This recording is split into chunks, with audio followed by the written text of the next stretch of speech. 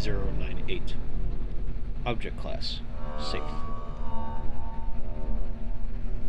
Special Containment Procedures.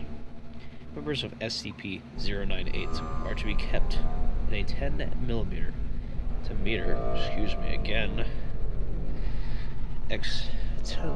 meter room with small pools of water and a sandy substrate. Rocks and driftwood are to be left in a random arrangement for SCP-098 to nest in. The enclosure is to be cleaned on a weekly basis. During this time, all members of SCP-098 are to be accounted for first to prevent injury or death to personnel or 098. Any members of SCP-098 that appear ill or injured are to be removed and examined. SCP-098 is a species of previously unknown crustacean. They resemble crabs rather than scella. The front limbs terminate in knife-like structures that incorporate silica to form an extremely sharp edge.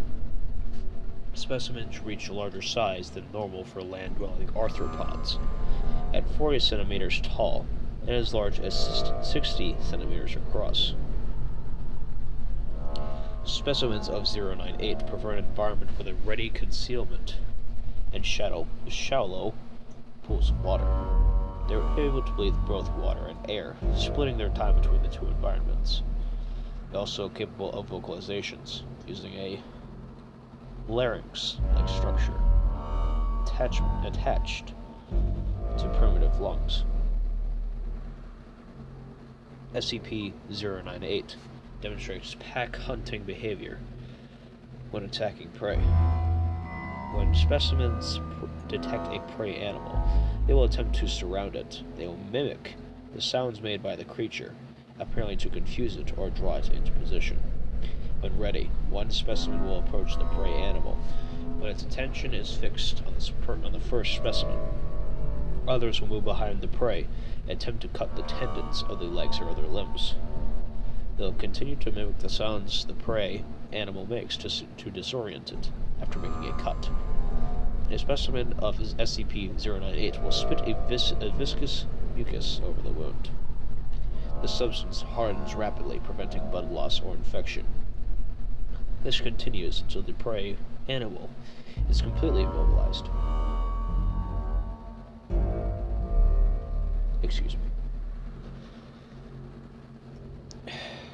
At this point, specimens will begin to feed on the prey animal by cutting off small pieces of flesh. This begins with soft, readily accessible tissues such as those in the face and extremities, before moving to other parts of the body. Specimens of the SCP-098 will only feed so long as the prey animal is capable of respiration. Feeding can last several hours or several days, depending on the size of the prey animal and the number of specimens present. Specimens of SCP-098 show some ability to communicate, alerting each other to the presence of threats or potential food over short distances. It was initially thought that SCP-098 might display human-level intelligence, but are now believed to merely parrot human speech. Isn't that amusing?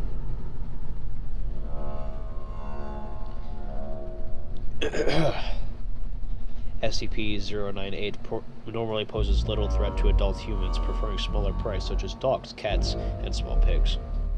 However, they have attacked larger prey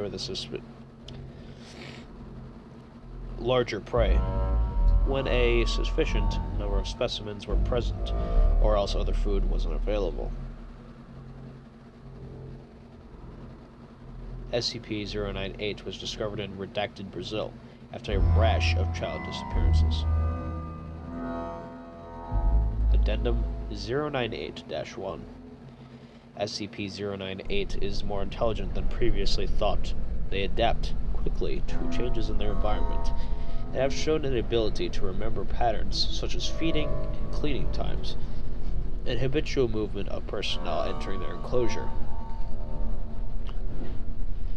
Cleaning personnel must ensure that they regularly vary their routes through the enclosure to prevent incidents.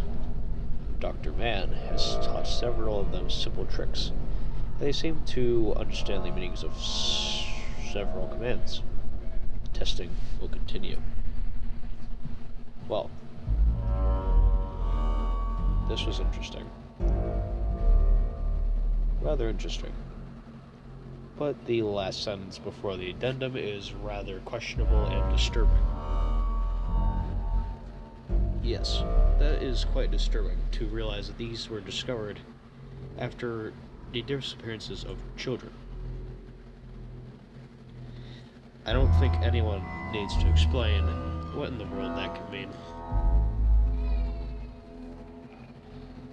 Anyway, I hope you all enjoyed this SCP reading. I do apologize for not being able to upload. I have been sick, and I still am. And I have, unfortunately, sad news as well. For those who are still watching at this rate, I was honestly planning on making a separate video for this, but I figured it might as well just be the point right now. I've unfortunately suffered the loss of one of my animals. It is not my lizard. It was my frog. The frog had unfortunately passed away only a couple of days ago, but we are going to be getting another one tomorrow, so I will be sure to make a video on that. Anyhow, I hope you all enjoyed the video, and I will see you guys in another reading. Peace out.